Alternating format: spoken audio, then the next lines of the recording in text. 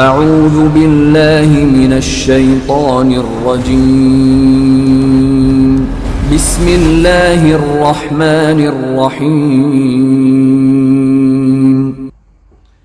اعوذ باللہ من الشیطان اللعین الرجیم بسم اللہ الرحمن الرحیم الحمد للہ رب العالمین والصلاة والسلام علی النبی الکریم وعلى آلہ الطیبین الطاہرین المعصومین المنتجبین ولعنۃ اللہ علی اعدائهم من الآن الى قیام یوم الدین آمین یا رب العالمین اما بعد فقد قال اللہ تبارک وتعالی فی قرآن مجید بسم اللہ الرحمن الرحیم یا ایھا الذین آمنوا کتب علیکم الصیام کما کتب علی الذین من قبلکم لعلکم تتقون صدق اللہ العلی العظیم وصدق رسولہ النبی الکریم سامعین گرامی قدر ناظرین محترم السلام علیکم ورحمۃ اللہ وبرکاتہ سامعین گرامی قدر قائمین محترم ماہ رمضان کے روزے نماز دیگر عبادتیں آپ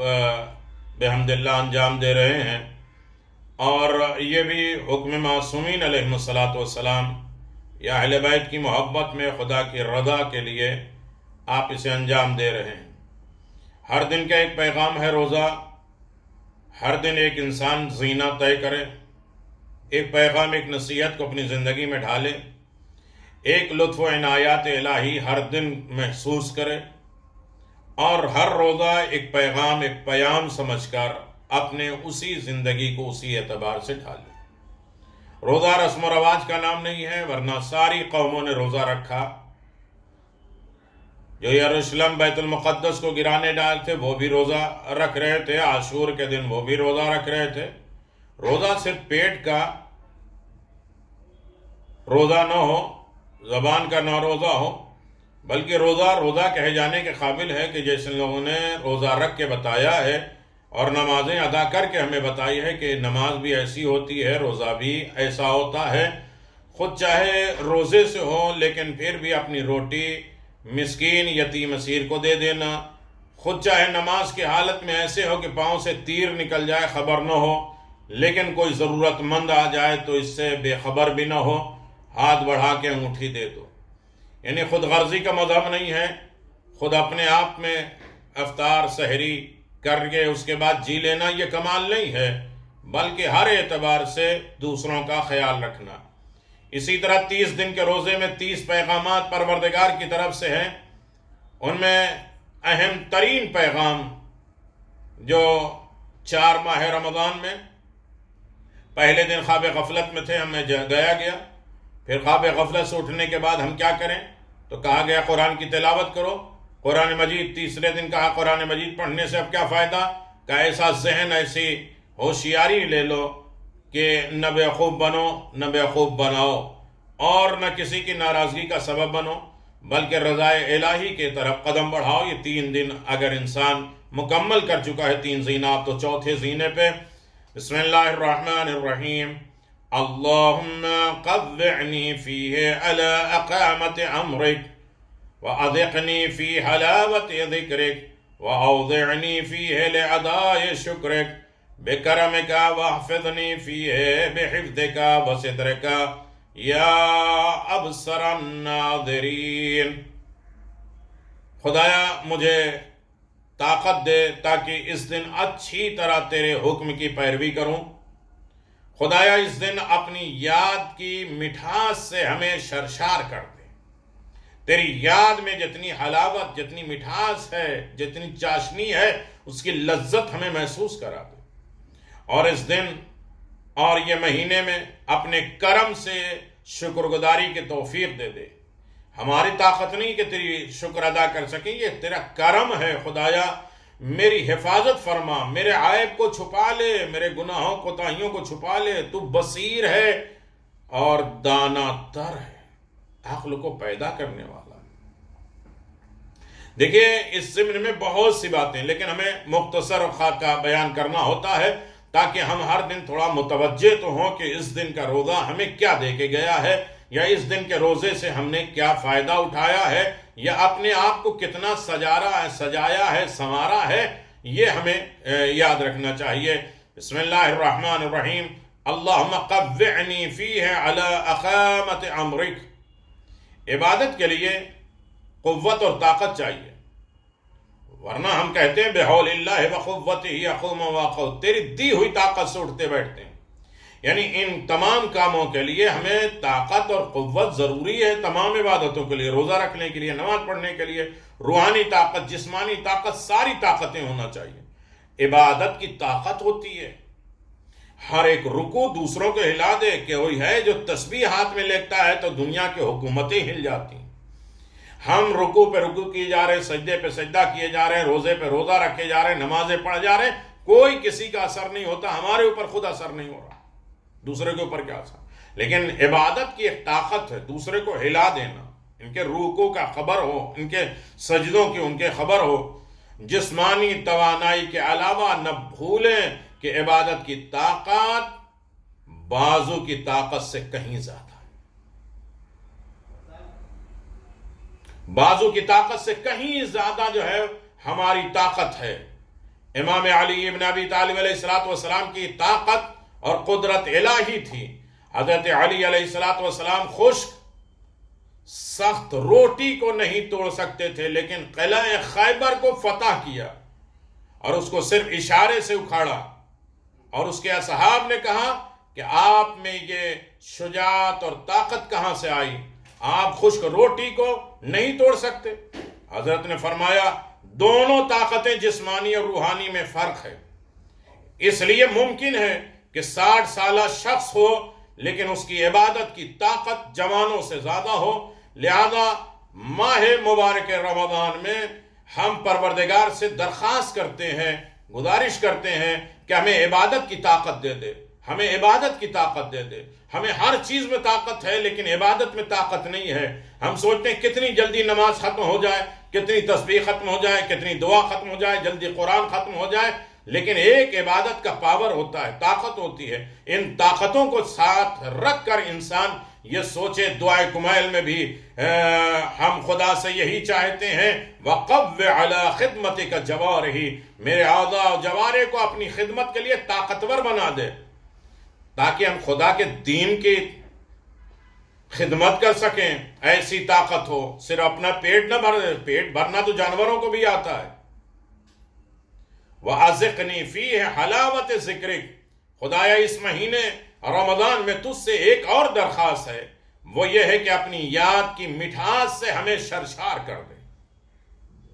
روایت میں جو عالم ہیں، مسائل کے سمجھ بوجھ رکھتے ہیں، پھر بھی اس میں عمل نہیں کرتے، ان کے کم از کم سزا یہ ہے کہ پروردگار ان کی دعا اور مناجات سے لذت اٹھا لیتا ہے۔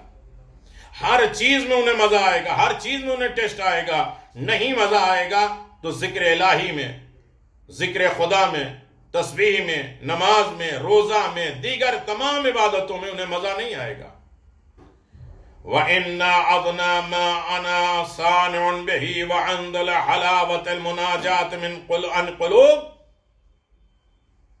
اللہ اکبر، کہ میرے کریم پروردگار ہمارے دلوں کو اس طرح طاقت دے دے، بنا دے کہ تیرے ذکر کی لذت اور مٹھاس ہو۔ جب انسان کو کسی چیز کی مٹھاس اور لذت محسوس ہو جاتی ہے تو ہر وقت اس کا ٹیسٹ محسوس کرتے ہیں، اس کی طرف آمادہ رہتے ہیں۔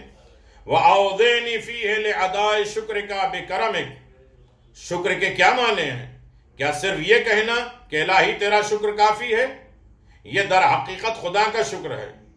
شکر یعنی وہ نعمت جو پروردگار نے ہمیں دی ہیں، اور اس کا استعمال اس کی بندگی اور طاقت میں کریں، اور ان نعمتوں کا صحیح مصرف یعنی گناہ نہ کریں، اپنی آنکھوں کو نامحرم سے بچائیں۔ آنکھوں کا شکر، کانوں کا حرام آواز سے بچانا یہ کان کا شکر ہے، زبان کو غیبت سے بچانا یہ زبان کا شکر ہے۔ وَاحْفِظْنِي فِيهِ بِحِفْظِكَ وَسِتْرِكَ، خدایا مجھے گناہوں سے بچا لے، ترک گناہ کی توفیق دے دے، تو عیب کو، عیوب کو چھپانے والا ہے، میری حفاظت کر تاکہ کسی کو میرے گناہ کی خبر نہ ہو، تو بصیر بھی ہے، دانا بھی ہے۔ یا ابصر الناظرین، خدایا جو کچھ بھی نظر آتا ہے تو بصیر اور دانا تر ہے، خدایا تو سب سے زیادہ دیکھنے والا ہے، بینا ہے، مجھے توفیق دے دے کہ ہم رمضان میں گناہ نہ کریں، اپنے آپ کو گناہ سے بچا لیں۔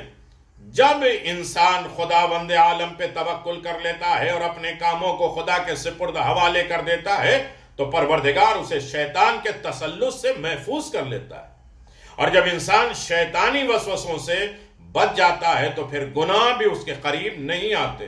پروردگار ستار ہے، ہمارے گناہوں کو چھپانے والا ہے۔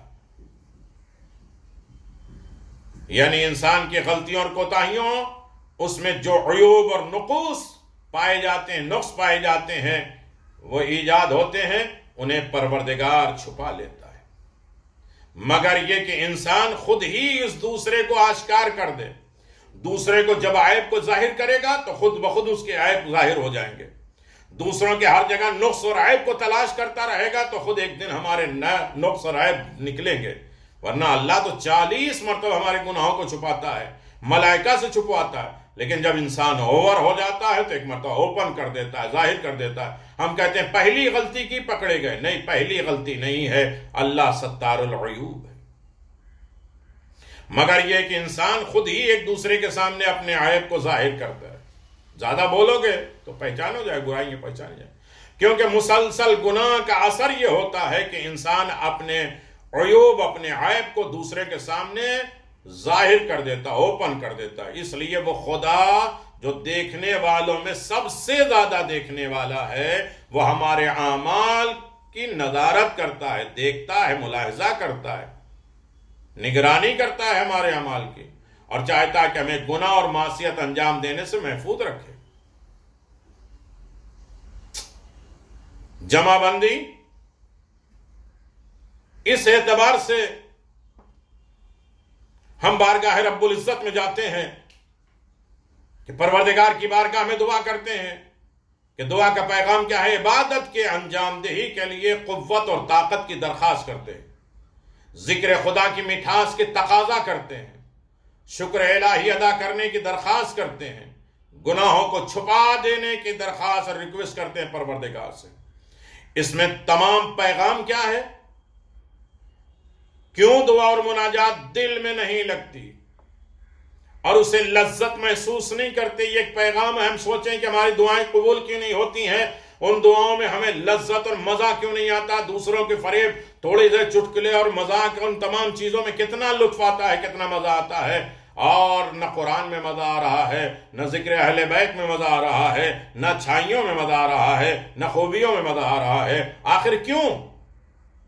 پیغمبر اسلام صلی اللہ علیہ وسلم سے روایت ہے کہ جس میں ارشاد ہے، قال اللہ سبحانہ اذا علمت ان الغالب على عبدی اشتغال بالنقل شہوتک فی مسالتی و مناجاتی۔ پروردگار فرماتا ہے اگر میں یہ دیکھتا ہوں کہ میرا بندہ اپنے وقت کو زیادہ تر میرے لیے مخصوص کر دیتا ہے، اپنے سارے وقت کو میرے لیے صرف کرتا ہے اور میرے راستے میں خرچ کرتا ہے، یعنی یہ بیٹھا ہو دکان پہ تو یہ سوچے کہ میرا خدا کیا چاہتا ہے، اٹھتے بیٹھتے سوتے جاگتے اپنے دوستوں، یاروں، دشمنوں کے درمیان ہر وقت خدا حاضر و ناظر رہے۔ یہ سب سے بڑی چیز ہے کہ میرا خدا دیکھ رہا ہے، میں یہ سب کام خدا کے لیے کر رہا ہوں، کسی کے دکھاوے کے لیے نہیں، کسی کو فریب دینے کے لیے نہیں، یا کسی کو جو ہے مرعوب کرنے کے لیے نہیں، یا اپنی یہ نہیں کہ ہم کتنی اچھی افطاری دیتے ہیں، ہماری کتنی اچھی مجلس ہوئی، ہم کتنے لوگوں کو کھانا کھلاتے ہیں اور کس طریقے سے کرتے ہیں، 10 جگہ وہ بیان کرتے ہیں۔ یہ نہیں، خدا کے لیے کرو اور خدا کے راہ میں خرچ کرو۔ میری ہی فکر میں لگا رہتا ہے تو میں اس کے جذبات کو اپنی جانب موڑ دیتا ہوں۔ اللہ کہتا ہے جب یہ ہماری طرف لگا رہتا ہے تو اس کے جذبات کو، اس کی خواہشات کو میں اپنی طرف موڑ لیتا ہوں تاکہ وہ مجھ سے راز و نیاز اور دعا اور مناجات کی لذت کے آشکار کر سکے، ظاہر کر سکے۔ میرے عزیزو، یقیناً لذت الہی بہت عظیم دولت ہے۔ کبھی پھر گزارش ہوگی یہ لذت کیا ہے اور کن چیزوں میں اللہ تبارک و تعالیٰ نے لذت رکھی ہے، اور ان تمام معاملات میں اگر انسان غور کرے تو یقیناً کریم پروردگار نے ان لذتوں کے اعتبار سے ہماری رہنمائی بھی کی ہے، ہمارے دستور بھی دیا ہے اور صحیح معنوں میں اپنے بارگاہ میں بلانے کا قصد کیا ہے۔ چوتھی ماہ رمضان کا ایک پیغام قرآن مجید کے چوتھے پارے، اس پارے میں دو حصے ہیں۔ سورہ آل عمران کا بقیہ ہے، سورہ نساء کی شروعات ہے۔ پہلا حصہ سورہ آل عمران کے بقیہ حصے میں 5 باتیں ہیں۔ خانہ کعبہ کے فضائل بیان کیے گئے ہیں سورہ آل عمران کے آخر میں، اور آپس میں اتحاد، یونٹی، باہمی، یعنی چوتھا جب پارہ پڑھیں، ہم چوتھا پارہ ختم کر لیے تو چوتھا پارہ پڑھیں تو یہ چیزیں کوالٹی آنی چاہیے، یہ سمجھنا چاہیے، فضائل سمجھنا چاہیے کہ آپس کے اتحاد، باہمی۔ اور تیسرا ہے امر بالمعروف نہی عن المنکر، اچھائی کی طرف ہدایت کرنا، برائی سے روکنا۔ نہیں، ہم سے کیا مطلب، ہمارے وہ دشمن ہو جائیں گے، ہم معاشرے میں تباہ ہو جائیں گے، نہیں، اچھائیوں کی طرف دعوت دیں۔ سورہ آل عمران پڑھنے کا مطلب، چوتھی رمضان کو چوتھا پارہ پڑھنے کا مطلب یہ۔ 3 غزوے ہوئے، کامیابی کے 4 اصول ہیں۔ خانہ کعبہ کے فضائل، یہ سب سے پہلی عبادت گاہ ہے اور اس میں واضح نشانیاں ہیں، کھلی ہوئی نشانی، جیسے مقام ابراہیم جو حرم میں داخل ہونے والوں کے لیے امن حاصل ہوتا ہے۔ دوسرے، آپس کے اتحاد، اللہ تبارک و تعالیٰ کی رسی کو مضبوطی سے تھام لو۔ جو قرآن کریم اور اہل بیت علیہم السلام ہیں، اگر ان کے دامن کو متمسک کر لیا، ان کے دامن سے وابستہ ہو گئے تو کبھی گمراہ نہیں ہوگے۔ امر بالمعروف نہی عن المنکر، یہ بہترین امت ہیں لوگوں کی، نفع رسانی ہے، نفع فائدہ پہنچانے والی چیزیں ہیں، اور بھلائی کا حکم کرتی ہیں اور برائی سے روکتے ہیں، اللہ تعالیٰ پر ایمان رکھتے ہیں۔ 3 غزوے ہوئے، غزوہ بدر، غزوہ احد، غزوہ حمراء الاسد، یہ سورہ آل عمران کے آخر میں ان کا تذکرہ ہے۔ اس کے بارے میں ہمیں بھی جانیں کہ بدر، احد اور حمراء۔ کامیابی کے 4 اصول ہیں: صبر، مثابرہ، مرابطہ، تقوی۔ یعنی انسان صبر کرے، صبر کی تلقین کرتا رہے اور اپنے امام سے رابطے میں رہے، اپنے خدا سے رابطے اور کنیکشن میں رہے۔ اور تقوی، مثابرہ، ایک دوسرے کو کسی کے صبر کرنے کا کہتے ہیں، اور مراتبہ یعنی دشمن کے لیے تیار رہنا اور آپس کے تعلق کو بہتر مینٹین رکھنا، رابطہ رکھنا۔